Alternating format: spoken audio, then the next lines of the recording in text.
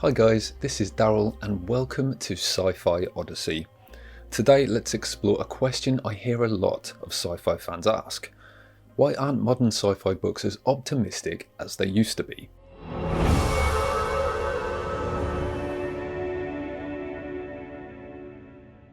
So what's the deal? Have aliens hijacked our collective imagination? Have our AI overlords been secretly reprogramming our stories? Or are we just all a bunch of Debbie Downers? Let's dive into the cosmic abyss of despair and pessimism. So buckle up, grab your favourite comfort food, put on your tinfoil hat or whatever, because things are about to get bleak. Just kidding.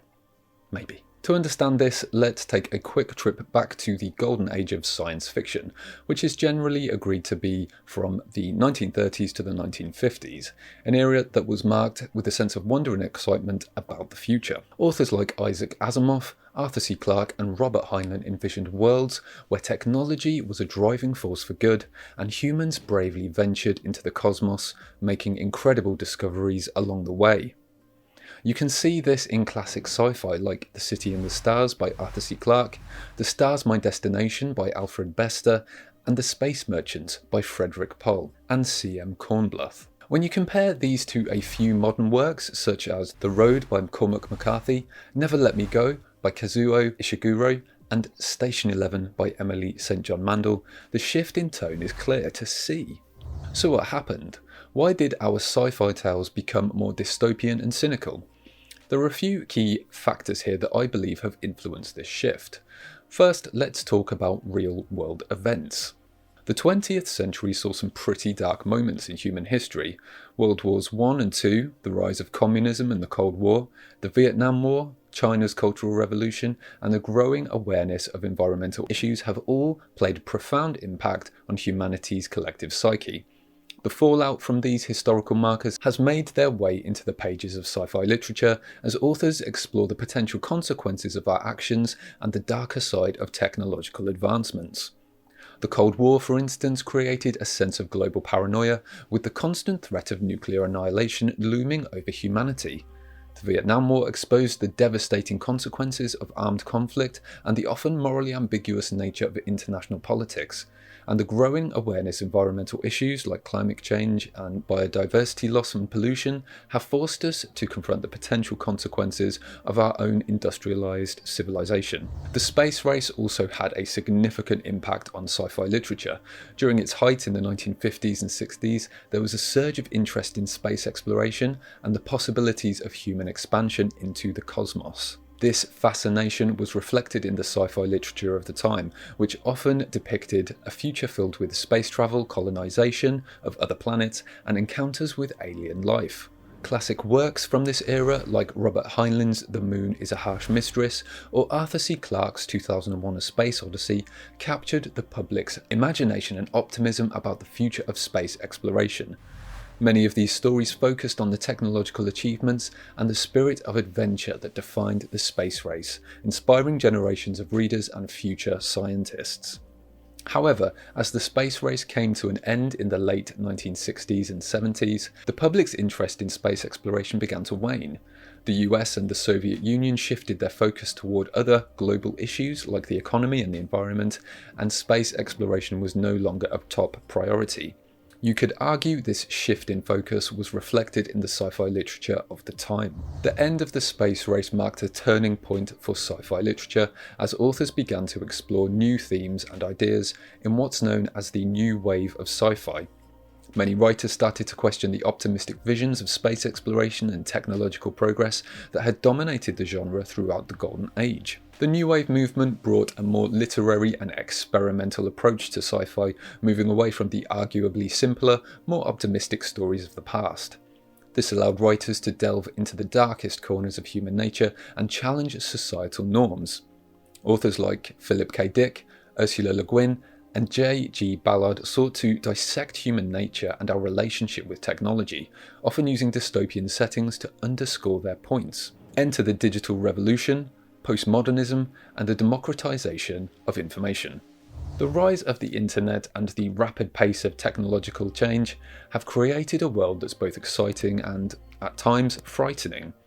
We're more connected than ever, but this interconnectedness has also exposed us to new threats like cyber attacks and the loss of privacy and freedoms. Advances in artificial intelligence and automation have also raised questions about the future of employment and the potential ethical implications of creating sentient machines. Modern sci-fi authors grapple with these issues, reflecting collective anxieties and uncertainties about the future. You can see this in the rise of the new space opera during the late 80s and early 90s, which I go into in my deep dive video here. Then there's the rise of postmodernism in literature, which emphasises questioning established narratives and exploring the complexities of the human experience, and has influenced many contemporary sci-fi authors. This literary movement pushes writers to challenge traditional notions of progress and utopia, leading to stories that often present a more critical and nuanced view of the future. You can see this in books like Slaughterhouse-Five by Kurt Vonnegut and The Left Hand of Darkness by Ursula Le Guin. The democratization of information has also played a significant role in shaping modern sci-fi. This refers to the process by which access to information has become more widely available and accessible to a broader audience. This phenomenon has been fueled by advancements in technology and the growth of the internet. Before the internet, we had to communicate through smoke signals. Kidding. But access to information and literature was largely dependent on location, financial resources, and connectedness. Mainstream publishing houses and libraries, as well as bookshops, were the primary gatekeepers of information. Because of the internet, we have seen a shift in how information is created, shared, and consumed. Today, anyone with an internet connection can access a vast array of resources, from news articles and academic journals to ebooks and online forums. This has significantly lowered the barriers to entry for aspiring writers and allowed readers to discover new voices and perspectives from around the world. Social media has also played a significant role in the democratization of information. Platforms like Twitter, Facebook, Instagram, and YouTube allow readers to connect directly with their favorite authors, discover new books, and engage in conversations about literature, like what we're doing now.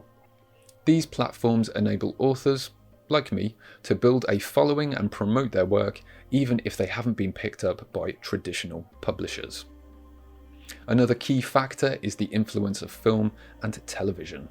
The success of darker and more dystopian sci-fi films and TV shows like Blade Runner, The Matrix, Black Mirror, SpongeBob SquarePants, maybe that's just me, and the popular grimdark shows like Game of Thrones has undoubtedly had an impact on the written form of the genre.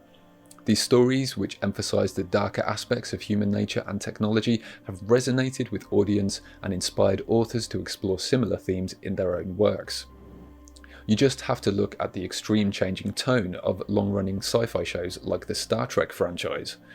When you compare the original series and Next Gen to the likes of Discovery and Picard, you can see the optimistic vision of a technotopia has become dark, gritty, and arguably cynical.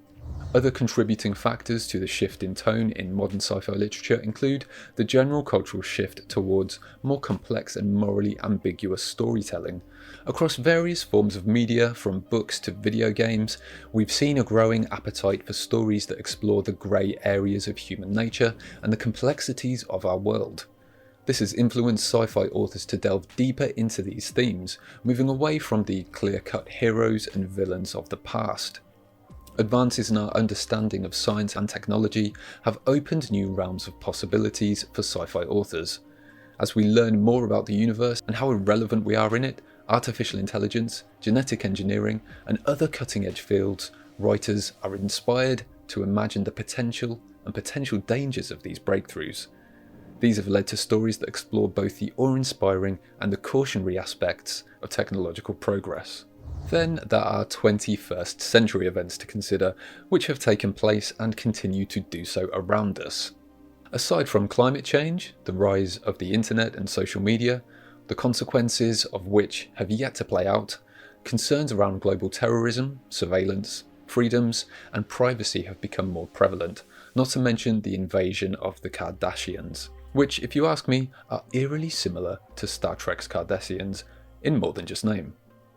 The state of people's health in the Western world with the obesity epidemic and the COVID-19 pandemic have made the world acutely aware of the potential threats those that we can see coming and those that we can't. However, while many modern sci-fi works may lean towards dystopian themes, there are still plenty of optimistic stories that explore the brighter future of humanity. We can see this in books like The Martian and Project Hail Mary by Andy Weir and Aurora by Kim Stanley Robinson. For me, it's important to remember that while the genre has evolved and expanded to explore darker and more complex themes, it's not necessarily a bad thing. Good sci-fi has the potential to hold a mirror to our society, reflecting our hopes, dreams and fears for the present and the future to come. What do you think about the shift in tone in modern sci-fi literature? Are there any books you've read recently that show a more optimistic view of the future? I'd love to hear your thoughts in the comments below. Don't forget to like the video if you, well, liked the video, and subscribe if you haven't already for more content from me. Until next time, guys.